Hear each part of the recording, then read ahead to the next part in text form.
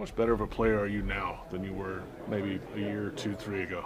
I just think that goes for just any player just being, in a similar system and just having just experience in the NFL. I think every year you should probably progress unless you know what I'm saying, get up there in age, like too far in age to where, you just physically can't endure some of the things your body used to. But yeah, I definitely think I'm a lot better player than I was 4 years ago. Even last year, I want to be able to be consistent and prove that I'm that type of player. You mentioned it earlier, the continuity.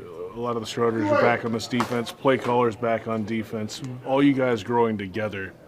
How real is that, and how will that show up on the field? It's real, man. We do little things like, we may go eat at one of the players' house or something like that, So it's more than just on the field, it's the off the field stuff as well, and understand that these are, your real brothers, and that you're trying to feed their family as well as they're trying to feed yours. Divisional game to start. They're all important, but the AFC South games are number one, right? Yeah, absolutely. You gotta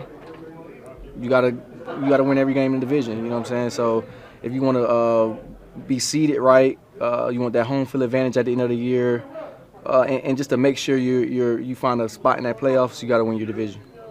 Awesome. Thanks. Yes, sir. Yeah, thank you. Kind of building off that a little bit, Ray. Doug remembered in pretty much very vivid detail some of the plays, some of maybe the miscues last time you guys went to Indy. How much do you remember that game, and maybe how you guys can change the script this time around? I know that when we went to Indy last year, it was much different than game one. I know we played them the first game of the season last year, and it was a shutout.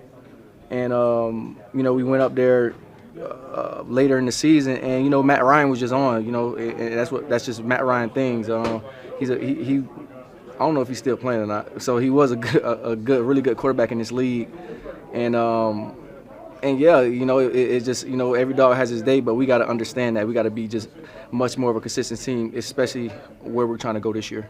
With that game, it was a lot of dinking and dunking by Matt Ryan. Obviously, Anthony Richardson's a different quarterback, but that seems to be what the Colts have done. That's been their calling card when they've beaten the Jags. How do you counter that?